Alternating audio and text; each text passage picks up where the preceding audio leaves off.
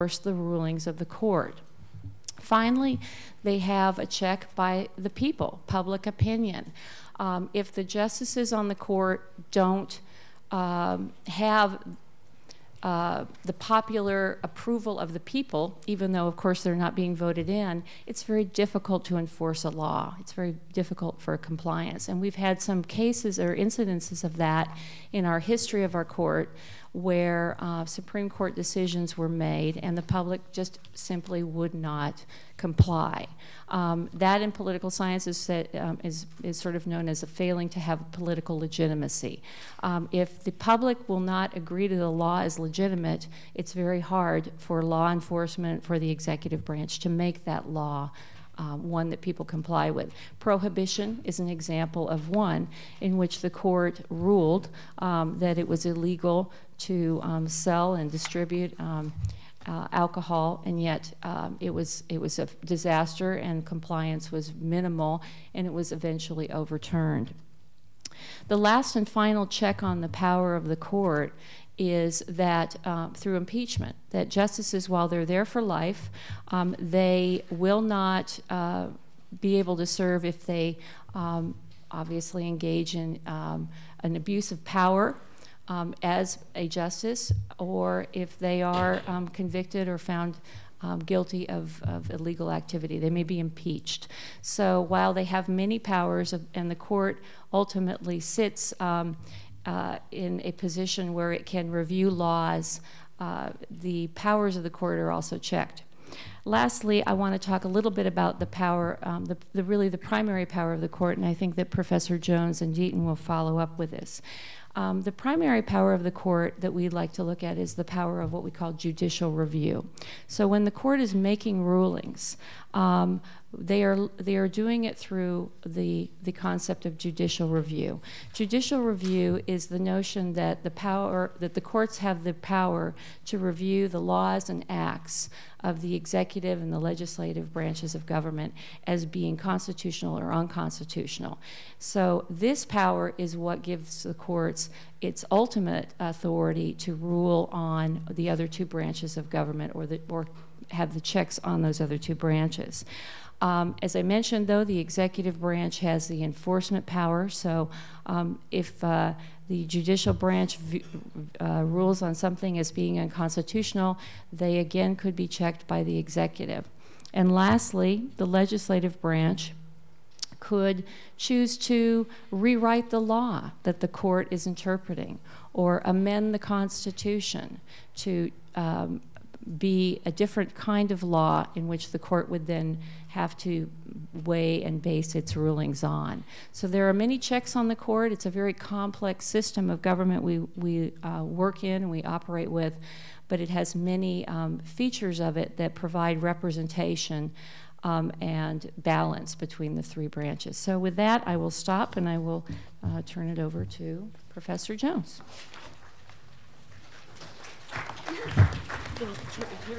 Thank you, Dr. Frederick. Just one or two quick observations.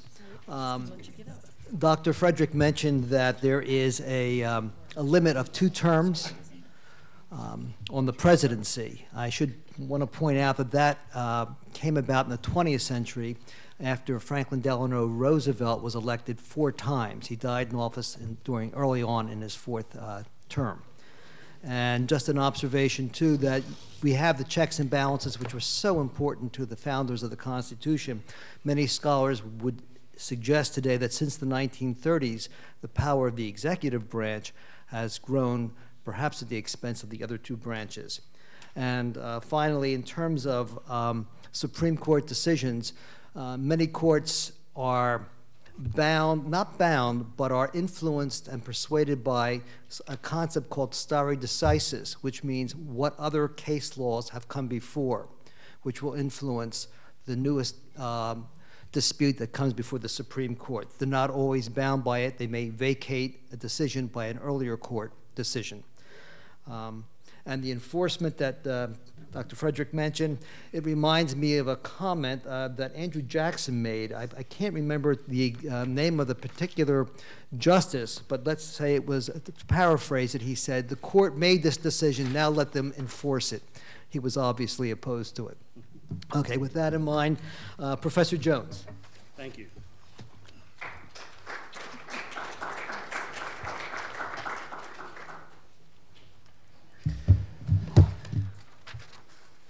Good morning, everyone. My name is Professor Johnny Jones, and I am a professor of law in the Public Safety and Law Department here at Prince George's Community College. I'm also a semi-retired practicing trial attorney. In fact, I have a case, well, not a case, but a client I need to meet with at 3:30. So I will probably will leave right around 12:15. But in any event, I thought this was such an important event that I needed to be here. Now, if you see me holding on to the podium, I'm still recovering from the faculty-student basketball game. I realize what my age limits are, and even though the faculty lost this year, we'll be back next year. I'm not sure if I will be back. And then speaking of that, do you know that there's a court, the United States Supreme Court is the highest court in the land, right? Do you know there's a court that's above the Supreme Court? How many had a chance to visit the United States Supreme Court? Okay, all right. Well, if you haven't, I would encourage you to. The court that's above the court, they actually have a basketball court just above the court. And it's a full regulation-sized basketball court. And usually the law clerks of the Supreme Court and the security guards get into some intensive basketball games. But they're not allowed to play when the court's in session. Some would ask, do the justices play? No. The justices just sit on the bench. Bad joke, okay. Okay. All right. Well, let me move on because I'm limited with the time. I'm here to. This is a pretty unique area because the Supreme Court's pretty fascinating to me. I had an opportunity to do an internship there, and I turned it down, which was a big mistake. But in any event, I'm going to cover briefly the demographics of the court. Once again, the Supreme Court composition, diversity, which all encompasses the demographics, and also the appointee Sotomayor. I'll just mix it in. And the areas I want to cover, it's pretty diverse area, is geographical representation, ethnicity, gender, marital status, sexual orientation, religion, age, education, professional background, and economics. All right, I want to start with the geographical representation. And basically, geographical diversity, it used to be a major issue with the United States Supreme Court since its creation in 1879.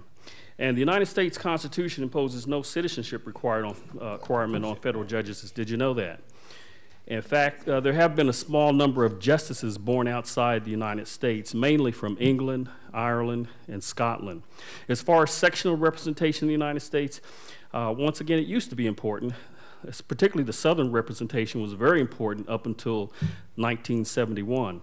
So from 1789 up until 1971, with the exception of the Reconstruction era, there always was a Southerner on the bench.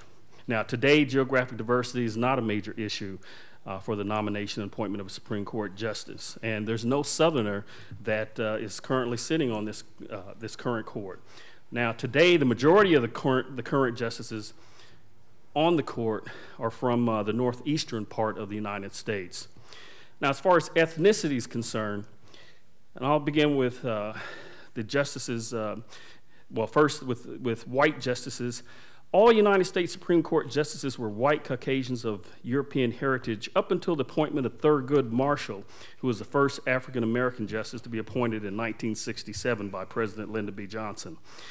And again, the second, as far as African-American justices are concerned, the second one was Clarence Thomas, as you know, who's sitting currently on the court. He was appointed by George H.W. Bush to succeed Marshall upon his death. And there haven't been any African-American women appointed or nominated to the court. As far as Hispanic, Latino justices, I thought this was an interesting area. Justice Sonia Sotomayor was nominated, as you know, by President Barack Obama and was sworn in this last August as the first Hispanic Latina woman of Puerto Rican descent to be appointed. Now, the majority view, which is represented by the National Association of Latino elected and appointed officials,